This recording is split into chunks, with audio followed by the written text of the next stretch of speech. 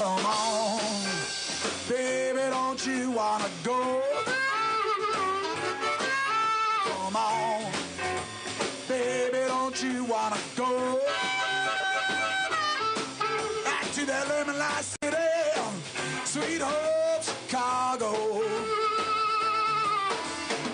2 is 4, 4 4 6.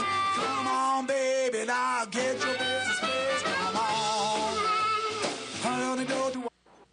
I may be Marty Levinson, and I may be Rabbi Doug, but either way, you're watching the Northtown News Magazine show. Hi, I'm Marty Levinson. Welcome to the Northtown News Magazine. Your host, Avi Meyer, and the greatest cameraman of all, Sonny Hersh. Segment 2, Northtown Neighborhood News Magazine. Thanks entire technical crew, Sonny Hersh. Website, ntnm.org. You can catch all our stuff on the web. And, you know, all these shows are on YouTube, and you can get it through ntnm.org. Be a good fan of the police, you know, community policing, camps24.org.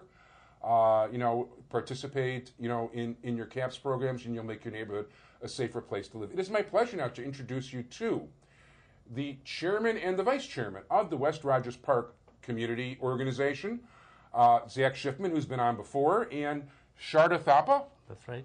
Gentlemen, how are you? Sharda, Chris. Pleasure I mean, to Zach. be here. I'm sorry, Chris was last time. Close enough. And I know that. And you will live. I wanted to send you I wanted to send you a map quest of how to get here. He lives about a block and a couple houses away, but I wanted to do it the opposite way. No, that's the way MapQuest works. Yeah, I couldn't do it the 25,000 mile way. The scenic road. So, tell me about what is the West Rogers Park Community Organization? Well, we're an organization of people who love the greater West Rogers Park area, and we find that there's a lot to like here, and what we want to do is maximize those things that we like and try to ameliorate and minimize those things that we don't like. Okay. Now, how long has the organization been going? We've been in existence since the summer of 2005. Okay. And we came together initially probably as an outgrowth of the New School Initiative for the neighborhood. There were a number of families who had long been involved in the campaign to get a new school built here. And that morphed into the West Rogers Park Community Organization. And so consequently, one of our big concerns is education. And now that it seems that a new school will be built, what we're trying to do is build... In fact, we're talking less than a few months away if things go on schedule. I should hope, yes. I keep hearing the spring, although you may have other... Actually, the truth is I didn't ask the alderman about it on the previous show. Okay. See, part of the thing, too, we were talking originally about I know they were talking originally about the fall, but I also read in yesterday's paper about... or in today's, about Blagojevich not signing a bill which is going to delay construction for a number of school projects. Yeah, that could be. That was in Capital Facts, and Rich Miller, he's a subscriber of the show. You know, I like his information in general. But no, apparently the governor it's kind of a mess in Springfield right now, and I sure hope it's been solved by the time this gets on the air. But I know the state kicks in some of it, but it's actually the TIF that Alderman Stone created that's going to supply the money to eventually do things. Exactly, that's now, our hope. How many members are in the organization? Currently, we have about 120 dues-paying members. We have about 200 to 250 who are periodically active in the organization. Okay, and are you a nonprofit organization? Oh, well, Sharda, are we a non... Yes. Are you a 501c3? No, we are not a 501c3. Tax-exempt. No, believe me, I've got a business that I could call nonprofit, but I'm not a 501c3. Yeah, we are not. We are a not-for-profit organization, but not officially. No, you can't say you're not for profit. I mean, it means you're not out to make money, but you're not a not-for-profit. Generally implies 501c3. Okay. Right, no, and that then also means, for the purposes of this show, I have to be careful also because the station has rules about. Well, first of all, we're a nonprofit show. You can't solicit for money. But I have to walk more on eggshells when it's not a nonprofit. So I see. Okay. Okay. So we're not going to talk anything about money at all. Very good. Other than anybody who wants to can put together large amounts of unmarked bills in a brown paper bag on the tree stump behind my house. Let me know, and I'll be happy to get it. That's about the limit to what I'm allowed to say. Can you split it with me? Well, you can get a commission. If you help with the solicitation, I'll give you a commission. But so in any event, now one of the things, first of all, one of the things I like about your organization, you send out emails and your website. You've got the minutes of all the meetings and stuff, and you're able to look through things. And I was looking through. You've got a very unusual. I mean, first I shouldn't say it's an unusual map, but West Rogers Park it's more than West Rogers Park. Correct. Okay, explain what are the boundaries of your organization? The boundaries are roughly the 50th Ward to the northwest and south, and to the east, roughly the Ravenswood tracks. So, and one of the things that it says there too is like it says you're basically going to stay in the 50th Ward, whatever the boundaries are. Well, we describe our area as the greater 50th Ward. Right, but the thing is that, well, okay, so, and by the way, I figured when you include Ravenswood, that way you get some of the activist types in 49 that might jive together with the way you guys think. Not necessarily, but if you want to look at it in terms of the 50th Ward, that area used to be a part of the 50th Ward. Well, the 50th Ward went to Clark at one time. Exactly. But, yeah, it was a different city, and I mean, the boundaries are completely different. I think our intent in establishing that broader area is to build ties with and extend friendship to East Rogers Park as well, since we have a commonality of interest. Yeah, so I don't want to make and it's not me. This decision was made before I became chair. Right. But our idea is not to restrict us to a pure 50th Ward area. Well, as a matter of fact, the Rogers Park Community Council is boundary is to Western, even though Ridge is the actual dividing line between Rogers Park and Westridge, but that was for governmental purposes and income and other stuff.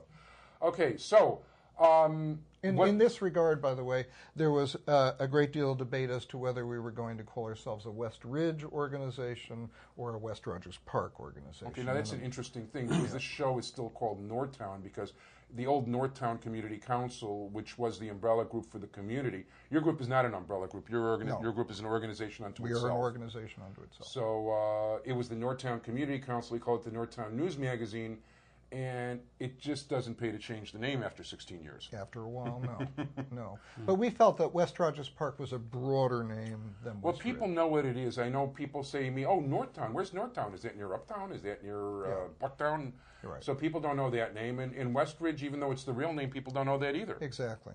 So I understand that. And okay, so let's talk about what are you trying to do right now? Well, to go back to the education issue. Okay.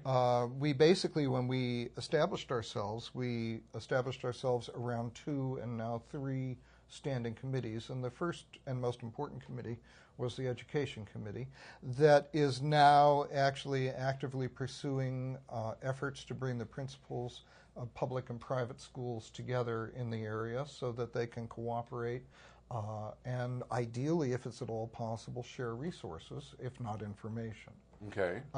And that is currently a very successful project. We're going to have an art show in the fall that will be an art show sponsored jointly by the public and private schools, and will help bring the parents together. Last year, they sponsored a basketball tournament for public and private schools that brought the parents and school kids together. And there are other activities now that we're aiming for in that regard. Okay. Now, last year you had a project initiative for a community planning board. The Community Planning Board is another major initiative that we have. What we want to do is see some community voice in planning developments in the ward, yes. Well, it's funny because I voted for the measure, and in theory it sounds like a wonderful idea, and I'm not against the idea in general. Then in actually fleshing it out in practice and talking to the alderman and other people about it, the alderman basically, has said, there's a community planning board that meets every Thursday at 7 o'clock at his office, and come on over, he'll talk to you about anything. That's true. That's true. Although he actually does not talk about anything because there are measures that he is aware of that he doesn't publicly discuss until they're further along. And that's only as is appropriate given some the of legalities it of the depends. situation. Well, there's not just the question of legalities, but the fact of the matter is, I'll give you an example. Right now, I know there's one particular chain that wants to, they haven't bought the property yet, but they're looking to come into the area. And it's something that I generally think of, and most people would think is a good thing. Mm-hmm. It also could have to do, could be stuff with the supermarket too on Ridge, which everybody wants to see another supermarket on Ridge. when you start disclosing stuff, things become more valuable, prices go up, things, there's always options in there. But I've generally found, because one thing people don't realize is that in 1995 I was the campaign manager against Bernie Stone. In his first election, I was the scheduler for Ted Berlin, and I never endorsed him publicly until '91 in any of my papers or publications or anything. So, I mean, it depends on the situation. But even when we were on the opposite side of the fence, he'd always sit down and talk to me. Yes. And as a matter of fact, I've been more than once yelled at, but sometimes I deserved it. I understand that. Sure. And one of the interesting things that I found when I was the president of the Northtown Community Council, one of the original people that wanted to buy the property where the C.P. Clare was, which now has about 55 single-family houses, somebody wanted to put like a 2-story townhouses that would have had about 130 places there, and it was super fancy and luxurious and all that. We thought it was a great idea, and we were just relieved it wasn't going to be some horrible thing there. We went to the alderman to say, hey, we think this is a great idea, and he started yelling at us. Do you know how dense that is? There's not going to be any green space, and there's not going to be space between houses, nothing. But I think the alderman, though, is accustomed to making all these arrangements on his own. And I think that that's the kind of old style of doing things where aldermen used to step in and manage affairs for a ward. I think the population in the ward is changing. You're getting families in here who want more of an active say in what goes on. Is that a productive thing, though? Because sometimes when you get ruled by committee, nothing happens. Well, it's not necessarily being ruled by committee. What it is having resident involvement in development decisions. And I would think that that's very productive and creates greater unity in the ward. So for me, it would be certainly much more desirable than having the alderman making these decisions in his office. Well, okay, I hear what you're saying, but the fact of the matter is, okay. I mean, there's practicalities to it, too. Are you talking about them having an actual vote in it? I mean, where do you draw a line here? I mean, is it a vote where, like, you establish people and there's votes and a counselor kind of thing, or? Well, I'm not exactly sure. We haven't gotten to the mechanics of establishing this. Because that's part of my... One sure. point that you made was that you like the website that we have, and that we have minutes there, and we have all sorts of materials. Because you're not a 501c3, I can't let you give the website. I'm not going to give the website. Okay. Okay. But the point of the website is that there is transparency. And I think that the important point for a community planning board, regardless of how it actually functions in reality, is that it create transparency for development decisions in the ward. And I think that creates a greater sense of community in the ward. And I think that is inherently a good thing. Just asking for some input, not really... I think the alderman, at least in the meetings I've been in with him, thinks that it's an encroachment on his authority and on his prerogative, and that's not what we're trying to receive. We're trying to get some input, some counsel before something happens. Everything that I've seen in the last 13, 14 years I've been here is something is delivered to us, a fait accompli. Well, some things, first of all, don't need much of his approval at all because some things don't require zoning changes. That's true. So, a lot of this stuff, if somebody wants to put a big structure where there used to be a big structure, and some of these people that are tearing down, a lot of these people are tearing down single-family homes and putting up 3 or 4-story condos. No, but the fact it's all legal. I mean, the alderman can't stop that. It's legal, but if the alderman didn't want it to happen, it might not happen. Yeah. Isn't that an abuse of power? No, they not don't even necessarily. Have to one thing I'll tell you, just so you understand the practicality, and having been a reporter all these years, I understand the practicality of it. Even if a person files for a building permit, they don't have to ask the alderman permission. Of course not. To build it. I saw a single-family home on Arthur near Rockwell, all of a sudden being torn down and new construction going up. I asked the guys building it what was going on. The alderman's office never got a piece of paper, and nobody had to inform him. If it's within the zoning. It's within the zoning, and a lot of this, and that's my point. A lot of the stuff going on is within these zoning restrictions. And that's fine. I mean, we're not going to, and by we I don't mean our organization, but the community is not going to declare a halt to all development. I mean, that's obviously ridiculous.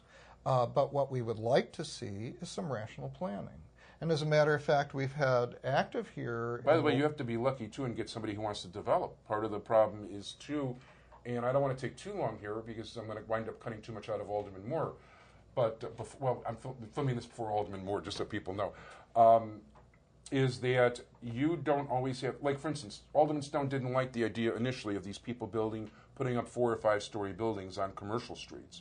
But you're not going to find anybody these days anywhere who wants to put up a development if it's smaller than that. The money, the dollars aren't going to be there to be spent. People want to maximize their bucks these days, and I can't believe people actually want to live on the 3rd and 4th floor of these places on Devon Avenue. That's right. But apparently they do. But if you look at all the standards of rational city planning, you don't put up 4- and 5-story buildings on a street like Devon Avenue in the middle. You put them up at the intersections. And an alderman, for example, could begin to express, and perhaps a community planning board in assistance to the We're going to have you back, and we're going to have to argue about this longer, but and debate it longer. But I want to thank you very much, Zach Schiffman, the chairman of the West Rogers Park Community Organization, Sharda Thapa, the vice chair, and take less basil next time, please. Thanks to my entire technical crew, Sonny Hersh, and join us again next week, everybody. Bye-bye. Great.